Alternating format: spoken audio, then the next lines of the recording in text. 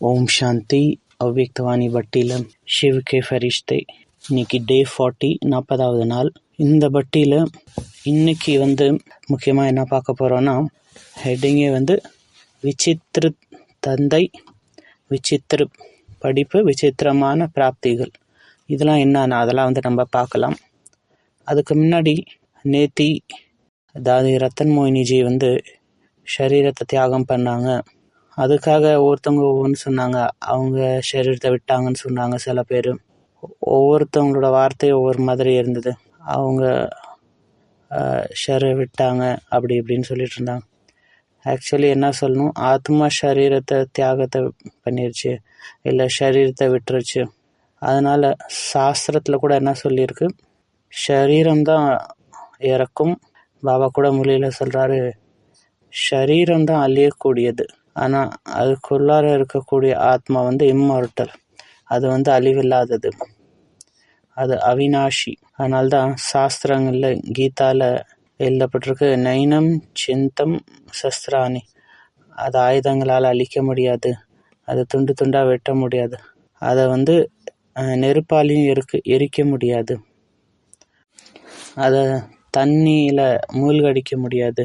அடுத்து வாயு, காற்று அதை பறக்கடிக்க முடியாது. ஸோ உலகத்தில் எவ்வளோ பிரளயம் நடக்குது, இயற்கை சீற்றம் நடக்குது, அக்னி முழு உலகத்தையும் எரிக்குது. கொஞ்சம் வெயில் அதிகமானால் நம்மளுக்கு கூலர் தேவைப்படுது, ஏசி தேவைப்படுது. ஏதோ புயல் வந்துருச்சுன்னா எவ்வளோ நஷ்டம் ஏற்படுது. அது கூட கொஞ்சம் வெள்ளம் வந்துருச்சுன்னா என்ன ஆகுது, எவ்வளோ நஷ்டங்கள் ஏற்படுத்துது. எவ்வளோ வீடெல்லாம் அடிச்சிட்டு போயிடுது, பொருள்லாம் அடிச்சிட்டு போயிடுது. ஆனால் ஆத்மா இது எல்லாத்துக்கும் அப்பாற்பட்டது. இது எதையும் அதை பாதிக்க முடியாது. அன்னைக்கு கூட இன்னைக்கு யாரோ ஒருத்தவங்க சொன்னாங்க, அமைதிக்கான ஒரு படம் வரைய சொன்னாங்களா ராஜா. அப்போ நிறையா பேர் நிறைய படம் வரைஞ்சாங்க. ஒருத்தவங்க எல்லா பிக்சரும் சூப்பராக தான் இருந்தது. ஆனால் அதில் ஒருத்தர் ஒரு படம் வரைஞ்சார். அது எப்படி காமிச்சார், ரொம்ப புயல் வருது, அதில் ஒரு குருவி அது கூடுக்குள்ளார அமைதியாக உட்காந்துருக்கு. அந்த படத்துக்கு நம்பர் 1 ப்ரைஸ் கொடுக்கப்பட்டது. ஏன் இந்த உதாரணம்லாம் பாபா தராரு, இங்கேயும் அந்த மாதிரி புயல்லாம் வரும், எல்லா பிரச்சனையும் இங்கேயும் வரும். ஆனால் அதுக்குள்ளார ஆத்மா அவ்வளோ அமைதியாக சாந்தமாக ஸ்டேபிளாக இருக்கணும். அது நம்மளை ட்ரெயின் பண்ணணும். அதனால தான் நிறைய பேர் இங்கே நிறையா உதாரணம் தராங்க. இன்னொரு உதாரணம்னா பூகம்பம் வந்தது. அப்போ அந்த ப்ரோக்ராமில் வந்த சிஷ்யர்கள் எல்லோரும் இங்கே ஓடினாங்க. ஆனால் குரு மட்டும் அமைதியாக உட்காந்துருந்தார். அப்போ அந்த குருஜிகிட்ட கேட்டாங்களே, எல்லாரும் ஓடினாங்க, நீங்கள் ஏன் ஓடலன்னு. அப்போ அந்த குருஜி அதான் சொன்னார், நீங்கள் எல்லோரும் வெளியே ஓடினீங்க, அதே மாதிரி நான் எனக்குள்ளார ஓடணும். அப்போ நம்ம எங்கே ஓடணும், அந்த பரமாத்மாவோட அன்பில் மூழ்கிடணும். இதுதான் ஸ்டேபிளான மனசோட எக்ஸாம். தாதி ஜானகிக்கு ஸ்டேபிள் மைண்ட் இன் த வேர்ல்டுன்னு பரிசு கொடுத்தாங்க. அது இதுக்காக தான். அவங்களுக்கு உடம்புல எவ்வளோ பிரச்சனை இருந்தது, அவங்கள எவ்வளோ டிஸ்டர்பும் பண்ணாங்க அந்த டெஸ்ட்டும் போது. ஆனால் தாதி ஸ்டேபிளாக இருந்தாங்க. ஸோ அந்த மாதிரி நம்மளும் பார்க்கணும். நாலாப்புறமும் ஹல்சல் இருக்கும்போது அந்த நேரத்தில் என்னுடைய ஆள் மனசு எப்படி இருக்குது, வெளியே ஓடுதா இல்லை உள்ளார பாபா கிட்ட போதா. ஸோ இன்றைக்கி விசித்திரமான தந்தை, விசித்திரமான படிப்பு அப்படின்னு ஏன் சொல்லப்பட்டிருக்கு, இங்கே ஒரு வார்த்தை யூஸ் பண்ணியிருக்காங்க. வெளி உலகத்தில் நிறைய படிப்பு இருக்குது, பிஏ, எம்ஏ, எம்பிஏ, இன்ஜினியரிங்லாம் இருக்குது. ஆனால் இங்கே பாபா நமக்கு என்ன டிகிரி தராரு, திரிகால்தர்ஷி, எம்பாடிமெண்ட் ஆஃப் நாலேஜ். அதாவது பாபா கூடயே நிலைச்சி இருக்கிறது, அதுக்கான ஞானம் தராரு. அப்போ இங்கே படிக்காதவங்க கூட என்ன ஆயிடுறாங்க, உலகத்தில் படிக்காதவங்க வேறு மாதிரி காமிப்பாங்க. உலகத்தில் படிக்காதவங்க ரொம்ப ஷோ ஆஃப் காமிப்பாங்க. நான் நானும் ஒரு ஆள் தான் அப்படின்னு பெரிய பெரிய ட்ரெஸ்ஸு போட்டு அந்த மாதிரி காமிப்பாங்க. ஆனால் அவங்கள்ட்ட நீங்கள் பேசும்போது தான் தெரியும் அவங்க எவ்வளோ அவங்க நாலேஜ்ஃபுல்லாக இருக்காங்கன்னு. ஏன்னா மீன் கூட ஆழத்தில் இருக்கும்போது அது வெளியிலேன்னு தெரியாது. ஆனால் மேலோட்டமாக உள்ள மீன் வந்து இங்கே எங்கேயும் துள்ளிக்கிட்டே இருக்கும். அது சின்ன மீனாக தான் இருக்கும். ஸோ இதை வச்சு நம்ம தெரிஞ்சுக்கலாம். நாலேஜ்ஃபுல் ஆத்மானா, ஞானி ஆத்மானா வெளியிலேருந்து எதுவும் ஷோ ஆஃப் பண்ண மாட்டாங்க.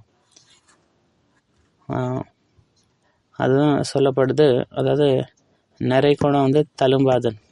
அதே மாதிரி சின்ன மீன் கூட வந்து பார்த்திங்கன்னா மேலோட்டமாக சொல்லிக்கிட்டே இருக்கும். அதே மாதிரி இங்கே கூட கொஞ்சோண்டு ஞானம் எடுத்துக்கிட்டாங்க, அதுக்கப்புறம் நீங்கள் மற்றவங்களுக்கு சொல்கிறீங்கன்னா அந்த அம்பு பட மாட்டேங்குது. ஆனால் ஞான யோகத்துக்கான பேலன்ஸ் தேவை. ஒரு சின்னதாக ஒரு கதையை ஒன்று சொல்கிறேன். இந்த சிஸ்டர் கூட சொன்னாங்க, நம்ம கேரக்டர் நல்லா இருக்கணும். இந்த படிப்பின் மூலியமாக என்ன ஆகுது, நம்ம கேரக்டர் நல்லா இருக்கு. இன்றைக்கி படிப்பில் என்னது, காசு தான். காசுக்காக தான் படிக்கிறேன். படிப்போட லட்சியமே காசு ஆயிடுச்சு உலகத்தில். ஆனால் இங்கே என்னது, கேரக்டருக்காக இந்த நாலேஜ். ஒரு கிராமத்தில் ஒரு ஊரில் ஒரு ராஜா இருந்தார். அந்த ராஜ்யம் விஸ்தாரமாச்சு. அப்போ அந்த ராஜா என்ன நினச்சாரு, ஒரு அக்கௌண்டண்ட்டை கூட வச்சுக்கணும் அப்படின்னு அந்த ராஜா நினச்சாராம். ஸோ இப்போ ராஜா வந்து அந்த மந்திரிகிட்ட கூப்பிட்டு சொன்னாங்களாம், இந்த காரியத்தை நான் உங்களுக்கு ஒப்படைக்கிறேன், ஒரு நல்ல சத்தியமான ஒரு அக்கௌண்டண்ட்டை நீங்கள் கண்டுபிடிங்க அப்படின்னு, ஒரு வாரத்துக்குள்ளார நீங்கள் கொண்டு வாங்க அப்படின்னு. அப்போ அந்த மந்திரி சரி ராஜா அப்படின்னு சொல்லிட்டு அவர் வந்து தேட ஆரம்பித்தாராம். நாலாப்புறமும் அந்த மெசேஜ் கொடுக்க ஆரம்பித்தாராம். இந்த மாதிரி ராஜாவுக்கு வந்து ஒரு சத்தியமான ஒரு அக்கௌண்டன்ட் தேவை அப்படின்னு. அப்போ அந்த கிராமத்தில் ஒரு போலா அண்ட் சாலா அப்படின்னு 2 பேர் இருந்தாங்க. போலா வந்து அவ்வளோ எழுத படிக்க தெரியாது. ஆனால் அவர் பிஸ்னஸில் வந்து நல்லா சத்தியமாக இருந்தார். ஒரு நாள் அவர் வந்து 10 சாக்லேட் எடுத்துகிட்டு போனார். 10 பெனிஃபிட் கிடைச்சிது. சாலா என்ன பண்ணார், இன்றைக்கி யாரும் இங்கே அந்த சாக்லேட் விற்கக்கூடியவங்க இல்லை, அதனால் இவர் வந்து 1 வந்து 10 ரூபான்னு விற்றாராம், அதிக ரேட்டில். அப்போ வீட்டில் வந்து கேட்டாங்க, நான் 10 வந்து 10 ரூபாய்க்கு விற்றேன், நான் வந்து 1 வந்து 10 ரூபாய்க்கு விற்றேன் அப்படின்னு. அப்போ இவர் சொன்னாரா, என்கிட்ட வந்து 9 மிச்சம் இருக்குல்ல, அதை நாளைக்கு விற்று நான் அதிக விலைக்கு விற்பேன் அப்படின்னு. இப்போ அந்த போலா சொன்னார், இது சரி கிடையாது அப்படின்னு, இது வந்து நீ ஏமாத்துற அப்படின்னு. இப்படி செஞ்சு என்னாச்சு, மார்க்கெட்டில் வந்து இந்த நியூஸும் வந்தது. ஸோ மார்க்கெட்டில் வந்து இந்த நியூஸ் வந்தது, இந்த மாதிரி ராஜாவுக்கு ஒரு அக்கௌண்டன்ட் தேவை அப்படின்னு. ஸோ அதில் நிறைய பேர் அவங்க பேர்லாம் எழுதி கொடுத்தாங்க, ஒரு 10 பேர். அப்போ அந்த மந்திரி வந்து ராஜாட்ட போய் சொன்னாராம், ராஜா இந்த மாதிரி நாளைக்கு நீங்கள் அந்த 10 பேர் வருவாங்க, அவங்கள்ட்ட வந்து என்ன சொல்லுங்கன்னா, நீங்கள் எல்லோரும் டான்ஸ் ஆடணும், யார் டான்ஸ் ஆடலையோ அவங்க கழுத்தை வெட்டிடுவோம் அப்படின்னு. ஏன் அப்படின்னு கேட்கும்போது, அது நீங்கள் இப்போ கேட்க வேண்டாம், நான் அப்புறமா சொல்கிறேன் அப்படின்னு. சரின்னு அடுத்த நாள் 10 பேரை கூப்பிடுறாங்க. அவங்க எப்படி போகணுன்னா, ஒரு இருட்டு ரூமில் இருந்து அந்த பக்கம் ராஜா இருப்பார், அங்கே போகணும். ஒரு நீண்ட வழி மாதிரி இருக்கும், இருட்டாக. அங்கே இந்த மந்திரி என்ன பண்ணிட்டாருன்னா, நிறையா தங்க காசுகள் நிறையா அள்ளி இங்கே போட்டு வச்சிட்டார். அங்கே வந்து சின்னதாக ஒரு விளக்கேற்றி, சின்னதாக லைட்டாக அந்த இது தெரிகிற மாதிரி சின்ன ஒரு விளக்கு வச்சுருந்தார். அப்போ எல்லோரும் வந்து போகிறாங்க. அதில் ஃபஸ்ட்டு வந்து இந்த போலான்னு ஒருத்தர் போகிறார். அவர் டைரெக்டாக போயிட்டார் ராஜா கிட்ட.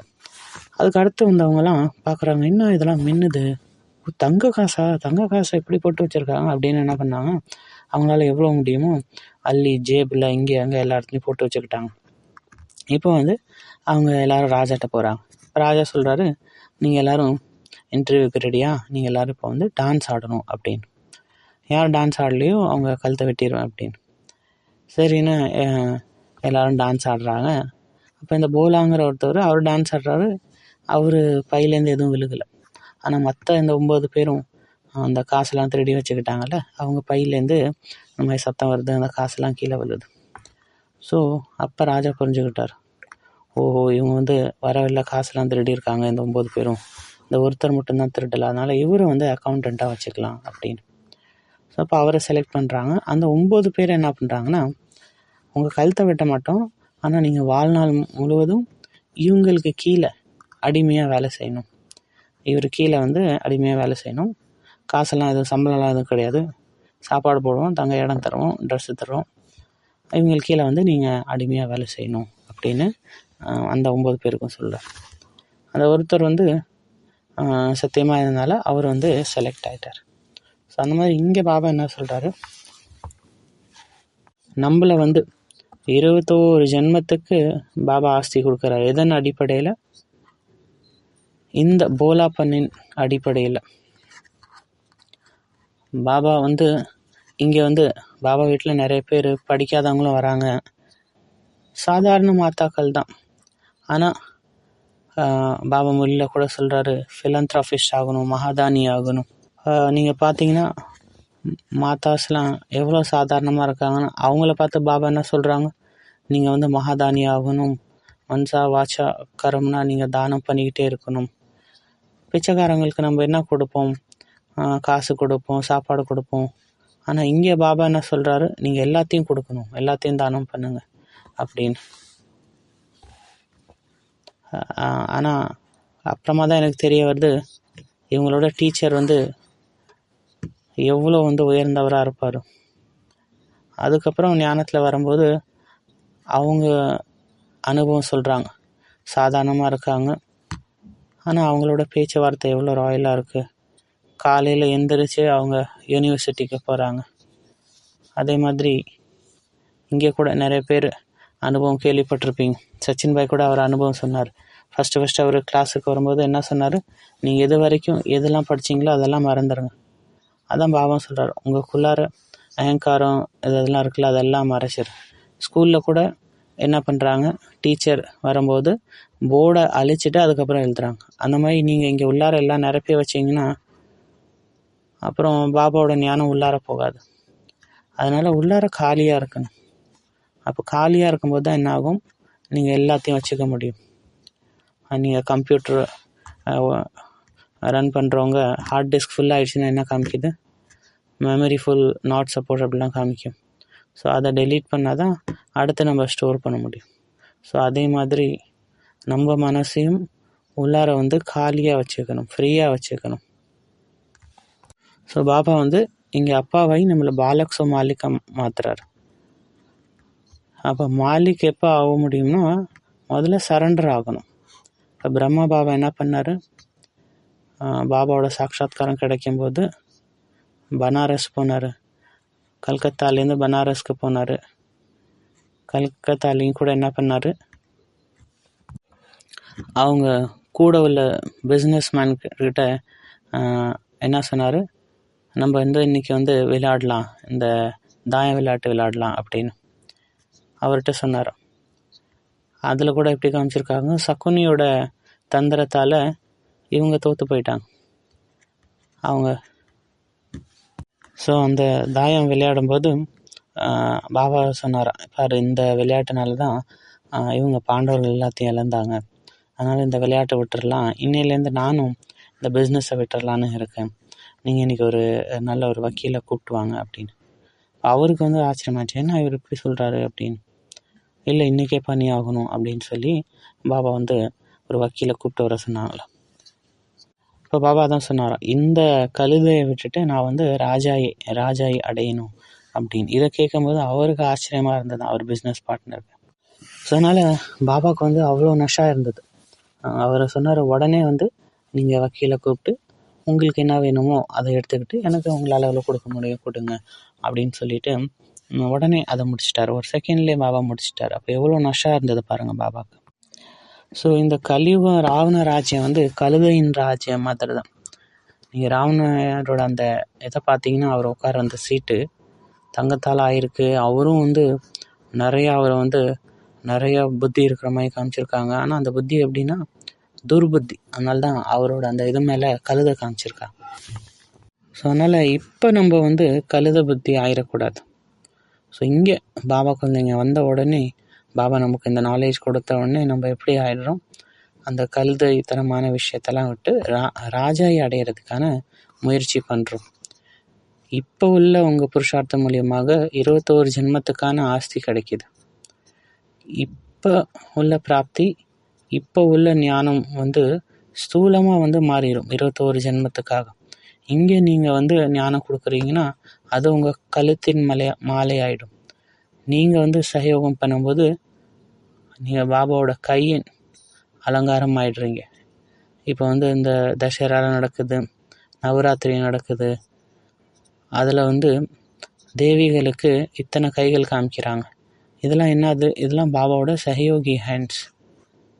லைஃப்பில் நிறைய பிரச்சனைகள்லாம் வரும், அதுக்கு நிறைய ஆயுதங்கள் வேணும். இந்த ஆயுதங்கள் எப்போ வேலை செய்யும்? எப்போ நீங்கள் பாபாவை கூட வச்சுக்கிறீங்களோ, எப்போ பாபா கூட கம்பைண்டாக இருக்கீங்களோ, ஒரு செகண்ட் கூட பாபாவை பிரிஞ்சு இருக்கக்கூடாது.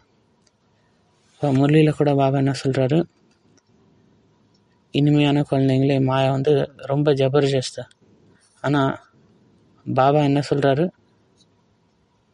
எவ்வளோதான் இந்த ஆத்மாவை துவைச்சாலும் அழுக்கு போகவே மாட்டாங்க, அவங்க அதிர்ஷ்டமே இப்படி தான் இருக்குது. இருந்தாலும் பாபா அவரோட ஹோப்பை விட மாட்டேங்கிறார். மறுபடியும் நமக்கு ஊக்க உற்சாகம் கொடுக்குறார். நீங்கள் மாஸ்டர் சர்வசக்திவான், நீங்கள் பாபாவோடைய ரத்னங்கள், நீங்கள் பாபாவோட கை, அந்த மாதிரி சம்மான் கொடுத்து நம்மளை மேலே தூக்குறாரு பாபா. ஸோ அப்போ அந்த மாதிரி சம்மான் கொடுக்கும்போது என்ன ஆகுது, இந்த ஜோஷ் வருது. நேற்று கூட சிமன் பாய் சொன்னார், பிரம்மா பாபா லாஸ்ட் ஸ்டேஜில் எப்படி இருந்தாருன்னு. அந்த கடைசி ஸ்டேஜ் வரும்போது பாபா கேட்பாராம், மேலே உள்ள பிரம்மாக்கும் இந்த பிரம்மாக்கும் என்ன வித்தியாசம், அந்த சந்தேசிட்ட சொல்லுவாங்களே, அந்த பாபா ரொம்ப பிரகாசமாக இருந்தார். இங்கே அப்படி இல்லை அப்படின்னு.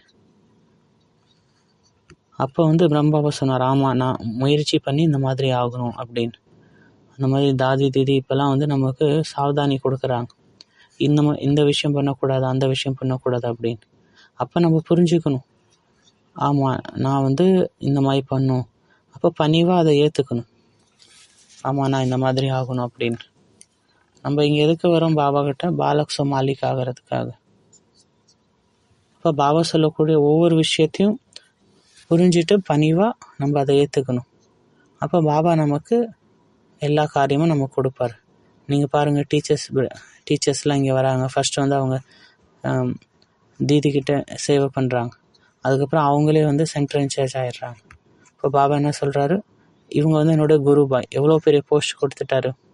இன்றைக்கி சங்கம யுகத்தில் பாபாவோட குருபாய் ஆயிட்டீங்க அப்படின்னா அங்கே என்ன ஆவீங்க சத்தியுகத்தில்? இங்கே நீங்கள் மரியாதை புருஷோத்தம் ஆயிட்டீங்கன்னா அங்கே என்ன ஆவீங்க? சத்தியுகத்துலேயும் அந்த மாதிரி தான் இருப்பீங்க ஆட்டோமேட்டிக்காக. ஸோ மனிதர்லேருந்து தேவதை ஆகும்னா அந்த தேவதையான சித்திரத்தை பாருங்கள், அதோடைய பிரகாசத்தை பாருங்கள், அதோட ஜுவல்ஸை பாருங்கள். இப்போ பாபா என்ன சொல்கிறாரு, யார் இங்கே எழுத படிக்க தெரியாதோ இங்கே அவங்களுக்கு பாபா படிப்பு சொல்லித்தரார். அப்போ இங்கேயும் நீங்கள் படிக்கலைன்னா அப்புறம் எல்லாரும் முன்னாடியும் தலை குனிய வேண்டியதாக இருக்கும். இங்கே யார் எல்லா சப்ஜெக்ட்லேயும் நம்பர் 1 இருக்கீங்களோ அதுக்கப்புறம் என்ன ஆகும், பெரிய பெரிய ஆத்மாவுக்கு நீங்கள் கிளாஸ் எடுக்க முடியும். பாபா இங்கே என்ன சொல்கிறாரு, லாஃப் ஸோ ஃபாஸ்ட், நான் பேர் எடுக்க மாட்டேன். இங்கேயும் நிறைய பிரதர் சிஸ்டர்ஸ் நிறைய இன்டெலிஜென்ட் ஆகிட்டாங்க. சூரஜ்பாய் என்ன சொல்கிறாருன்னா, நீங்கள் என்னோட முன்னாடி போயிட்டீங்க அப்படின்னு. அப்போ பெரியவங்களோட வாயிலேருந்து எவ்வளோ ஆசீர்வாதம் கிடைக்கிது பாருங்கள். அவங்களுக்குள்ளார உள்ள அந்த தாரணை அது அவங்கள மேலே தூக்குது. அப்போ இங்கே கூட நீங்கள் கேள்விப்பட்டிருப்பீங்க, நிறையா கிளாஸஸ் கேட்டிருப்பீங்க. அதில் சமர்ப்பன் பா பற்றி பார்க்கலாம். இப்போ இங்கே ஒரு பிரதர் வந்தார் மீட்டிங்கில், நேற்று மீட்டிங்கில் ஒரு பிரதர் வந்திருந்தார். அவர் இந்த ஏர்ஃபோர்ஸில் இருந்தார். அவர் காலையில் அவங்க வாக்கிங்க்கு போவாங்க. அவர் கையில் எந்த ஒரு ஆயுதமும் இல்லை, அவங்க நடந்துட்டு இருந்தாங்க. அப்போ அங்கே 7 டெரரிஸ்ட் வந்துட்டாங்களே. ஸோ அப்போ அந்த ஒரு ஏர்ஃபோர்ஸில் உள்ளவர் அவர் அவரோட அனுபவம் சொல்கிறாரு. அதாவது ஒரு வாட்டி அவங்க அந்த செக்யூரிட்டி சேவையில் இருந்தாங்க. அப்போ வந்து அவங்க கையில் கன் எதுவும் இல்லையா. அப்போ அங்கே வந்து அந்த செக்யூரிட்டி பண்ணிகிட்டு இருக்கும்போது கால நேரத்தில் திடீர்னு ஒரு 7 டெரரிஸ்ட் வந்துட்டாங்களாம். இப்போ இவர் கையில் ஆயுதமும் எதுவும் இல்லை, ஒன்றும் இல்லை, என்ன பண்ணுறதுன்னே தெரியல. உடனே அவர் ஒரு செகண்ட் பாபா நினைக்க ஆரம்பித்தாராம். அப்போ பாபா அவருக்கு ஒரு ஐடியா டச் பண்ணாராம். கீழே வந்து ஒரு கல் மாதிரி இருந்தது, அதை எடுத்து ஏதோ பாம் வீசுகிற மாதிரி ஆக்டிங் பண்ணாராம். இதை பார்த்தோன்னா அந்த 7 டெரரிஸ்ட்டும் ஓடி போயிட்டாங்களாம். அதுக்கப்புறம் அவர் பாபாவுக்கு தேங்க்ஸ் பண்ணாராம். ஸோ அந்த மாதிரி ஒரு செகண்டுக்கான பேப்பர் வரும். ஒரு செகண்டுக்கான பேப்பரில் நீங்கள் பாஸ் ஆகணும். நீங்கள் பாபாவை நினச்சி மற்றவங்களுக்கு திருஷ்டி கொடுத்தீங்கன்னா அவங்க வந்து நிஹால் ஆகிடுவாங்க. இப்போ ஜாகுருக் பாய்னு ஒருத்தர் டெல்லியில் இருந்தார். அவரு கூட நான் இருந்தேன். ஆத்தம்பாய், ஜக்ருபாய் இவங்கெல்லாம் கூட இருந்தாங்க. அவங்க கூட நான் இருந்தேன். அவங்க வந்து அங்கே வந்து ஒரு மியூசியம் மாதிரி வச்சுருந்தார். அவங்க வந்து அங்கே உட்கார வச்சு இந்த அனுபவம் சொல்லிகிட்டு இருந்தாங்க. நேற்று அவங்க மீட்டிங்கில் அந்த அனுபவம் சொன்னாங்க. இன்னொரு இன்சிடென்ட்ஸு, பாபா நினைவில் எந்த காரியமும் செய்யும்போது நம்ம மாலாமால் ஆகிடுவீங்க. இன்றைக்கி ஹோம்ஒர்க் என்னது, மனிதர்லேருந்து தேவதை ஆகும்னா என்ன பண்ணும். இன்றைக்கி வந்து 5 தத்துவங்களுக்கு சகாஷ் கொடுக்கலாம். இன்றைக்கி சகாஷ் கொடுக்கறதுக்கு என்ன பண்ணலாம், நிலம், நீர், நெருப்பு, ஆகாயம், காற்று, இந்த 5 தத்துவங்கள் இருக்குல்ல, அதுக்கு நம்ம சகாஷ் கொடுக்கணும். அப்போ நம்ம உடம்புலையும் இந்த 5 தத்துவங்கள் இருக்குது. நம்ம வயிற்றில் வந்து ஜட்டர் அக்னின்னு சொல்லுவாங்க. அதில் தான் வந்து நம்ம சாப்பாடு வந்து சமைக்கப்படுது. உண்மையான கிச்சன் எது? உண்மையான கிச்சன் எங்கே இருக்குது? உண்மையான அக்னி வந்து சூரியன். அந்த சூரியன் வந்து பார்த்திங்கன்னா அந்த செடிகளில் வந்து ஃபோட்டோசிந்தசிஸ் நடக்குது. அதுதான் வந்து உண்மையான கிச்சன். ஸோ அப்போ அந்த சூரியனின் கிரணங்களினால் செடிகள் வந்து ஃப்ரூட்ஸ் இதெல்லாம் நமக்கு ரெடி பண்ணி கொடுக்குது. அதான் உண்மையான கிச்சன். ஸோ அது ஃபஸ்ட்டு கிச்சன். அடுத்து 2வது கிச்சன் நம்ம வீட்டில் வந்து சமைக்கிறோம். அடுத்து 3வது வந்து நம்ம வயிறும் ஒரு கிச்சன். அப்போ அங்கே வரும்போது நம்ம வயிற்றில் வந்து ஜட்டர அக்னி வருது. அந்த அக்னி வந்து இதாகுது. ஸோ அங்கே வந்து வயிற்றில் வந்து சாப்பாடு வந்து டைஜஸ்ட் ஆகுது. அதுக்கப்புறம் நம்மளுக்கு உடம்புக்கான சக்தி கிடைக்குது அங்கேருந்து. ஸோ அந்த அக்னி வந்து டைஜஷனுக்கு ஹெல்ப் பண்ணுது. அடுத்து வந்து வாயு, காற்றுனால என்ன ஆகுது, நமக்கு வந்து ஒரு மாதிரி காற்றுனால நம்ம குளிர்ச்சி பண்ணுது. ஸோ அந்த மாதிரி இந்த உடம்புல கூட காற்றுனால நம்ம மூச்சு வாங்கும்போது ஆக்சிஜன் நம்ம உள்ளார எடுக்கிறோம், வெளியே கார்பன் டை ஆக்சைடு விடும். அதே மாதிரி செடிகள் என்ன பண்ணுது, அந்த கார்பன் டை ஆக்சைடை எடுத்துகிட்டு ஆக்சிஜன் வெளியே விடுது. அப்போ பாருங்கள் எவ்வளோ ஒண்டர்ஃபுல் ரிலேஷன் ஒருத்தவங்க மற்றவங்களுக்கும். அப்போ நம்மளோட மெயின் ரிலேஷன் வந்து இந்த செடிகள் கூடயும் இருக்குது. ஸோ அடுத்து வந்து ஆகாயம். அப்போ இந்த வாயை வந்து ஆகாயம்னு வச்சுக்கலாம். ஆகாஷ்வாணின்னு பாபா சொல்கிறார். அப்போ அதுலேருந்து சவுண்டு வருது. அப்போ நீங்கள் பாபா நினைவிலேருந்து எது பேசினாலும் உங்கள் வார்த்தை வந்து மகா வாக்கியம் ஆகிடும். உங்கள் வாயிலேருந்து வர வார்த்தை வந்து சங்கீதம் ஆகிடும். அப்போ நீங்கள் பாபா நினைவில் எது சொன்னாலும் எல்லாரும் சந்தோஷமாயிடுவாங்க. அப்போ பாபா என்ன சொல்கிறாரு, நீங்கள் அந்த மாதிரி பாபா நினைவில் இருந்து சொல்லும்போது அந்த அம்பு படும். இனிமையான வார்த்தை பேசணும். அப்போ அடுத்து தண்ணி எடுத்துக்கலாம். நம்ம உடம்புல வந்து 70% தண்ணி இருக்குது. 3 பாகம் வந்து தண்ணி இருக்குது. அதே மாதிரி இந்த உலகத்தில் கூட 3 பாகம் வந்து தண்ணி இருக்குது. ஸோ நம்ம உடம்புலேயும் வந்து ரத்தம் இருக்குது, வேர்வை வருது, இதெல்லாம் வந்து தண்ணி. ஸோ அதனால் அந்த தண்ணியை வந்து நம்ம மெயின்டைன் பண்ணி வச்சுக்கணும். அடுத்து வந்து பூமி வந்து எவ்வளோ வந்து தாங்கிக்குது, சஹன் சக்தி எவ்வளோ இருக்குது.